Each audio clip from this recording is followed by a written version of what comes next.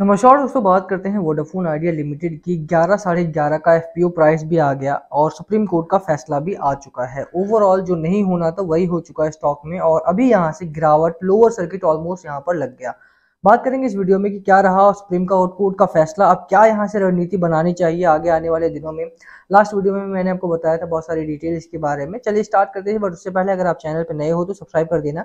Obvious ही बात है, अगर सुप्रीम कोर्ट का फैसले का वेट था और इवेंट काफी है स्टॉक में, 24,000 करोड़ का यहाँ पर एक अच्छा खासा फंड रेज भी है। बट सबसे बड़ा इवेंट यही था क्योंकि जो 70,000 करोड़ के आसपास का इनका एजीआर पेमेंट ड्यू है, जो कर्ज है इनके ऊपर, वो आधा हो सकता था। बट सुप्रीम कोर्ट ने खास तौर पे मना कर दिया, साफ तौर पे, कि दोबारा से एजीआर रिकम्प्यूटेशन प्ली जो था उसको रिजेक्ट कर दिया गया है।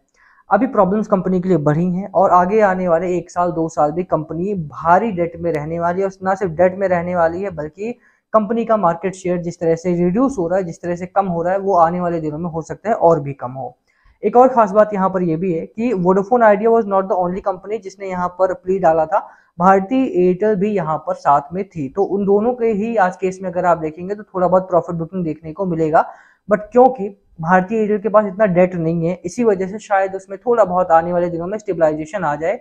वोडाफोन आइडिया के केस में ये नहीं कहा जा सकता, क्योंकि इस पॉइंट पे भी अगर आप देखेंगे तो कहीं ना कहीं स्टॉक में भारी गिरावट के संकेत जो पिछले दिनों भी मिल रहे थे वो यहाँ से कंटिन्यू होते हुए देखने को मिल रहे हैं। और अभी तक अगर आप देखें तो दोपहर तक भी वॉल्यूम जो रहा है 1.4 बिलियन के आसपास पहुंच चुका है। ठीक है, तो इतना भारी वॉल्यूम जब भी आता है तो साफ तौर पे यहाँ पे डंपिंग हुई है। 12% की गिरावट है, एफपीओ का प्राइस आ चुका है, तो यहाँ से और ज्यादा डंपिंग का माहौल बन सकता है। ये वही वाली बात है कि बिना लॉजिक के और ट्रैप हो गए।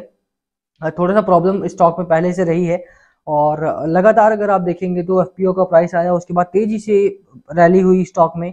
और उसके बाद अगर आपने ध्यान दिया हो तो प्रमोटर ने भी यहाँ पर एंट्री मारी, 1.14 करोड़ के आसपास से शेयर वहां पर बाय किए थे। उनकी कंपनी जो इन्वेस्टमेंट कंपनी है, उन्होंने भी बाय किया 80 लाख शेयर्स के करीब में यहाँ पे। पिछले दिनों जब गोल्डमैन की रिपोर्ट आई उसके बाद से लगातार यहाँ पर गिरावट हो रही है। 12% की गिरावट है। अब करना क्या है, सिंपल बात यह है कि सुप्रीम कोर्ट की प्ली थी, सुप्रीम कोर्ट का फैसला आता, पॉजिटिव होता तो यहाँ पर रैली आती, बट वो प्ली भी खारिज कर दी गई। अब प्रॉब्लम, बहुत सारे लोग ये भी कह रहे हैं कि भैया पॉलिटिकल इश्यू भी है यहाँ पे, क्योंकि जियो के पास, जियो प्ली में नहीं शामिल था तो जियो का कराया हुआ है। बट जो भी बात हो, हमारे पास तो वोडाफोन आइडिया है। और अब करना क्या है, मेन बात वो, कल फेड का मीट भी था, फेड का मीट का रिजल्ट भी आ गया। 50 बेसिस पॉइंट वहां से भी रेट कट डाउन हो चुके हैं, बट उसका भी असर जो है बाजार पे कोई खास देखने को नहीं मिल रहा है अभी तक। अगर आप मार्केट में देखेंगे तो निफ्टी इंडेक्स 50 में और निफ्टी मिड कैप में, दोनों में ही गिरावट का माहौल है। निफ्टी बैंक हालांकि ½ % ऊपर है, और निफ्टी 50 भी बहुत ज्यादा ड्विंडल यहाँ पर कर रहा है। अभी तक भी देखिए तो मार्केट हाई लगाने के बाद लगातार प्रॉफिट बुकिंग यहाँ पर भी हुई।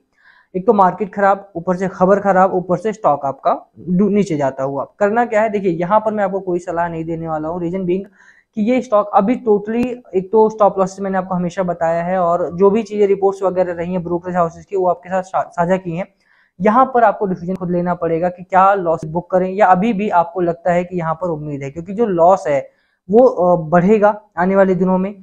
कंपनी का एजीआर पेमेंट 70,000 करोड़ के आसपास है, जो कि आने वाले दिनों में और बढ़ सकता है। 5G लॉन्च करना है, पैसा नहीं है। फंड रेज करना है तो वहां से भी प्रॉब्लम थोड़ी बहुत आ सकती है, क्योंकि प्राइस अब जो कि 14 रुपए के करीब आपका स्टॉक था, वहां से 11 रुपए आ चुका है, और आज लोअर सर्किट लगा है। आने वाले दिनों में कब तक स्टेबलाइज होगा स्टॉक, ये भी कहना मुश्किल हो चुका है। तो प्रॉब्लम्स कंपनी के सामने काफी आ चुकी है। यहाँ से आपको डिसाइड करना पड़ेगा कि whether you want stay in the stock और यू वांट एग्जिट, क्योंकि काफी टाइम से आप यहाँ पर एंटर हो, लॉस भी हुआ है। अगर थोड़ा बहुत बचा है, थोड़ा बहुत लॉस कम है, तो उसके हिसाब से आप डिसीजन ले सकते हो। बाकी देखिए चीजें कंपनी में खराब है लंबे समय के लिए तो बहुत, और ऐसा नहीं कि आप ही फंसे हो, ये चीज मैं आपको बता दूं, क्योंकि जिन लोगों ने भी यहाँ पे निवेश किया था, जैसे ग्रासिम वगैरह है, ओरियन हो गया, या वोडाफोन टेलीकम्युनिकेशन इटसेल्फ जो इंटरनेशनल कंपनी है वहां से, या एलेन इन्वेस्टमेंट हो गए, इन सभी ने कर्ज दिया था। हिंडलको हो गया आपका, इन सभी ने कर्ज के तौर पे दिया था।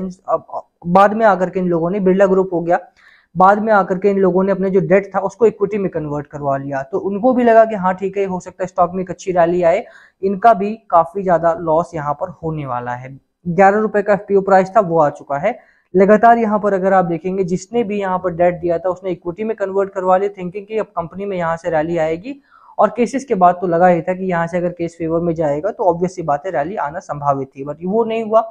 अब यहाँ पे डिसीजन आपको लेना पड़ेगा। हार्ड डिसीजन हो सकता है कि यहाँ से निकलना, थोड़ा बहुत लॉस हो सकता है बुक करने के लिए, बट अगर अभी हार्ड डिसीजन ले सकते हो आप, तो जो बचा हुआ पैसा है कम से कम वो निकाल कर किसी अच्छे स्टॉक में डालोगे तो वहां से कम आपको पैसा बनेगा। इसमें रुकने का मतलब मुझे खास नहीं दिखाई पड़ता, बट हाँ अगर आप राइड करना चाहते हो अभी भी लॉन्ग टर्म में तो अब वो आपका डिसीजन हो सकता है। वीडियो को यही खत्म करेंगे हम।